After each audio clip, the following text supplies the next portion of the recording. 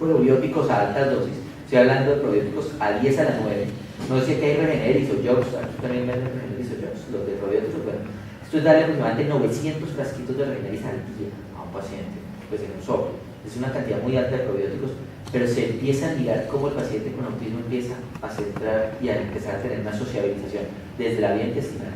El punto de leptina y serotonina como llega a la región hipotalámica es impresionante. Entonces vemos estudios muy interesantes de cómo si realmente el sistema nervioso tiene una completa unión con la parte gastrointestinal y tener que mirar cómo la afinidad de los receptores de las células T aumentados por los complejos peptídicos asociados al complejo mayor de histocompatibilidad aumenta en una medida que se llama repetitivos. ¿Qué significa? Es que la leche hace daño, lógico, quítala de tu dieta, 100%, espérate un mes y toma tu vaso de leche y me cuentas qué te pasa. El contacto repetitivo disminuyó y el paciente inmediatamente hace una distensión. Uy, sí, doctor, yo le tengo alergia a la leche. No estoy diciendo que no, yo le retiro mucho la leche a los adultos. Somos el único mamífero que nos decidimos tomar leche después de ser cachorros y nos dio por tomar leche. El único animal que no tiene ni que huir ni que cazar, ni que pensar, o sea, engorda. Entonces, pues no estoy diciendo que a un niño no, el niño no acepta más la leche, pero definitivamente los adultos es una carga intestinal muy alta. Tenemos que mirar estas secreciones, no voy a hablar mucho de esto. Vamos a pasar un poquito en todo este punto.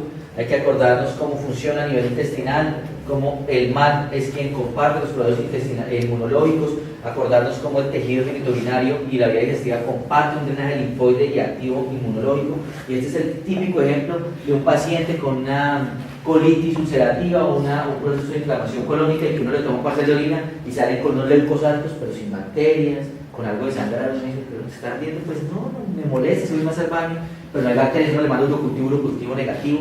Acuérdense que las placas de Peyerl intestinales, de colon descendente, son histológicamente exactas a las placas de Peyerl que están en vejiga, por lo cual si se inflaman unas, pueden inflamarse las otras, haciendo aumento de los leucocitos, sin tener que ver absolutamente nada con una infección urinaria, sino con un proceso de inflamación gastrointestinal. Entonces uno tiene que tener en cuenta ese punto. El fenómeno de Homines, ¿quién explica eso? Acuérdense que Homines es histológicamente a un sitio parecido al que yo estoy, y eso es lo que nos explica también cuando trabajamos con células madres un poco. Hay que entrar con el concepto de psiconeuroendocrinoinmunología. Como yo siempre les cuento, esa palabra es complicada, uno la hace, a lo primero yo la decía porque sonaba bonito y porque la charla no es muy tan rápido que el doctor dice esa palabra. Nace en España este concepto. ¿Cómo nace? Nace realmente por los psicólogos, no por los médicos. Los psicólogos empezaron a ver que hay ciertas tendencias médicas que estaban directamente asociadas con algunas alteraciones patológicas. Doctor, estoy depresivo. Ay, sí, tengo hígado graso, pero estoy depresivo. Y el otro también, y el otro también. Doctor, es que yo no me controlo, yo soy súper ansioso, y yo he tenido infecciones urinarias, yo tengo problemas renales. Entonces, había asociaciones, que ya nos metemos a otro concepto, medicina china y todo eso, que no lo manejo bien, pero creo que está totalmente relacionado, ¿no? Si alguien maneja la medicina china. Pero definitivamente se empiezan a ver que hay una organización entre todos y empiezan a hablar del concepto de psiconeuroendocrinología. Actualmente es una especialización, solo manejo médico.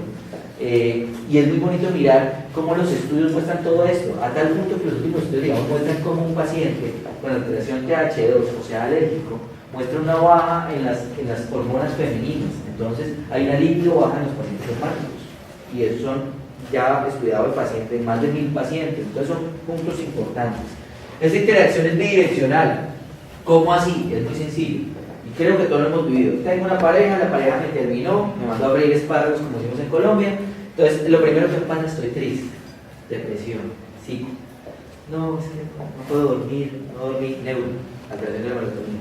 No, tampoco tengo hambre, alteración de la leptina, endocrino.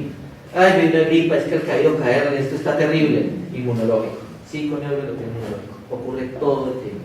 Es lo mismo que el paciente. Un paciente le dice, señor, usted tiene cáncer, vamos a hacer la radioterapia, y llega donde, no, doctor, me dio cáncer, bueno, vamos a hacer radioterapia, ¿qué chévere? No, me dio ahora. Entonces, y hay pacientes que yo tengo con 10 años, con un proceso cancerígeno, que están perfectos. ¿Cómo vas? Bien, con la enfermedad. ¿Pero vas mal? No. ¿Estás viajando? Sí. Nada, ni bueno. Entonces, ¿por qué dices ahí con la enfermedad? Pues porque la tengo. ¿Y dónde está el problema? Si no está teniendo sintomatología. Entonces, es importante manejar todo ese punto. Este es un estudio que está en el año 94 ya, 93, 94. Decía, ¿influye la mente en la susceptibilidad enfermal o en la facilidad para recuperarse de una enfermedad?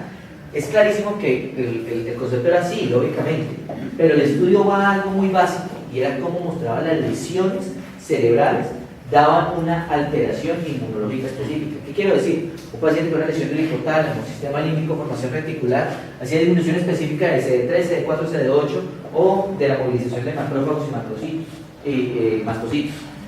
Pero sale algo muy claro, que es lo que ahorita manejamos, que se llama lateralización hemisférica de la respuesta inmune.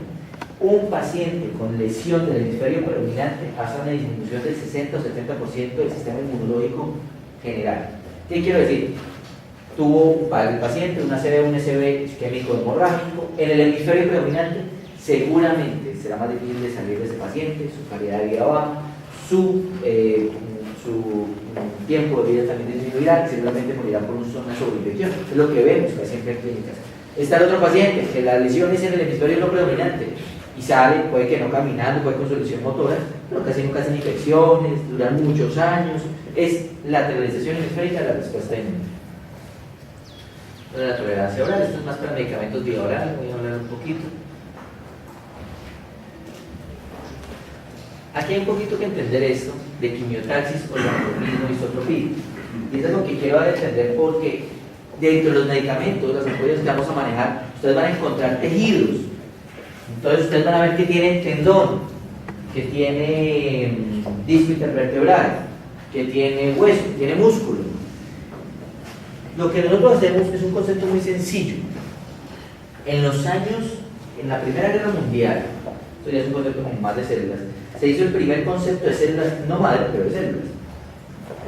El señor Hitler quiso hacer un grupo de soldados que le llamaba los supersoldados.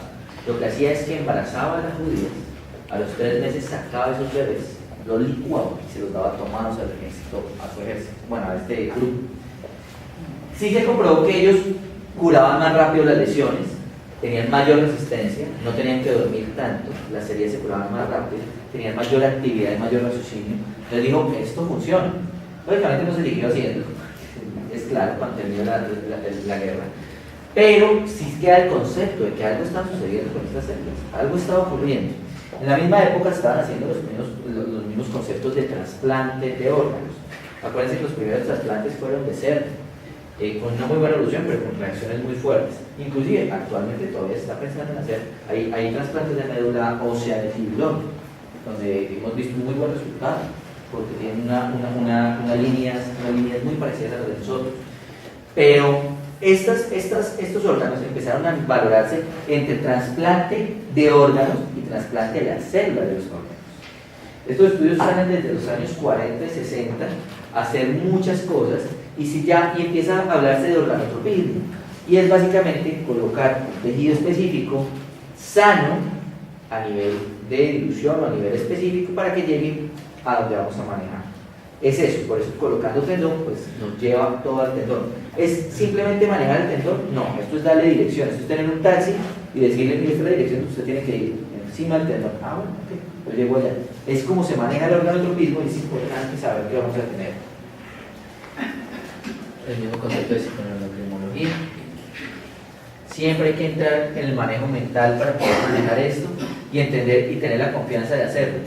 Yo pienso que esto no solo nos funciona a nosotros como pacientes, sino como médicos. Cuando confío en la terapia, definitivamente la terapia funciona 3 veces más. Cuando la prueba, a veces puede funcionar como que a veces no.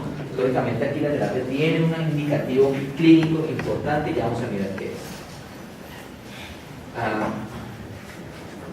Tenemos que hablar un poco, vamos a poner esto un poquito en español mientras tanto para no hablar solo en inglés. Vamos a hablar de lo que Gunnar trató de hacer. Ya les decía yo que Gunnar lo que hace es tratar de crear esa unión, ese concepto de unión real entre la medicina complementaria y la medicina convencional. Actualmente en el mundo hay varios conceptos de medicina alternativa. Está el concepto de los países pobres, pongámoslo así, dentro de todo que nos contamos África, Latinoamérica y parte de Asia, donde hay mucho concepto alternativo donde los médicos no son médicos, donde es el tegua, donde es el chamán. Esto es un tipo de medicina que hay una entidad internacional que está pidiendo que se hable no como una medicina complementaria, sino como una medicina tradicional del país concomitante donde están. más aquí creo que lo sabemos, aquí en Perú creo que se maneja bastante ese concepto, en Colombia también, hay el grupo de chamanes, y lógicamente pues en África lo manejamos muchísimo, pero está el grupo ya de médicos complementarios, la medicina complementaria como medicina manejada por médicos, empieza a instaurarse, a legalizarse desde hace aproximadamente 30, 40 años, y no sé aquí en Perú cómo está manejando, pero en Colombia, para tú ejercer una medicina complementaria, tienes que ser un médico graduado, haber hecho un curso, haber hecho una especialidad, o en otro país, en Colombia, de mínimo 3 años y trabajar 2 más en el año. Por lo cual son 5 años más en la medicina para que a ti te certifiquen como médico complementario. De resto, no te certifican y no puedes hacer nada. Entonces, se estudia muchísimo dentro del concepto. Pero no solo lo vemos ahí. Actualmente en Estados Unidos la medicina complementaria tiene una evolución para mí científicamente muy interesante. Y es que el médico complementario tiene que hacer exactamente los mismos años que la medicina interna y rota exactamente igual que el médico internista. Lo único que hace es que en la mañana llega, va a su revista o a su junta médica, pasa por los pacientes, mira a los pacientes que tengamos, neumología, cardiología, nefrología, mira el tratamiento tradicional, normal, y en las tardes va a hacer mirar cuáles complementos le pueden ayudar al paciente. Como en Perú, en Colombia no está todavía esta legislación, en Estados Unidos, en algunas zonas se está manejando como obligatorio en entidades como del Estado o en clínicas que se tengan medicinas complementarias para ayudar al paciente. Lógicamente, si hablamos de Asia, pues la cosa es totalmente diferente. Allá sí son totalmente divididos, la clínica es gigante y la mitad de aquí para allá es complementaria y de aquí para allá se lo pagan. Y por allá se pasan unos que otros para aquí y para allá. Uno diría que están más unidos, pero no, tiene mucha división. Y en Europa no tienen esta unión, sino son muy individualistas. Entonces allá el que maneja homeopatía, el que maneja acupuntura, el que maneja el terapeuta molecular y así. Pero no se mete por allá, como que sí, me sé hacer otra cosa. El latinoamericano es un médico que normalmente ha desarrollado por muchos múltiples cursos, mucho múltiple conocimiento y maneja muchas múltiples cosas en donde a veces tiene la falla de que pues, ese gran conocimiento de más por 1 centímetro de profundidad a veces es grave.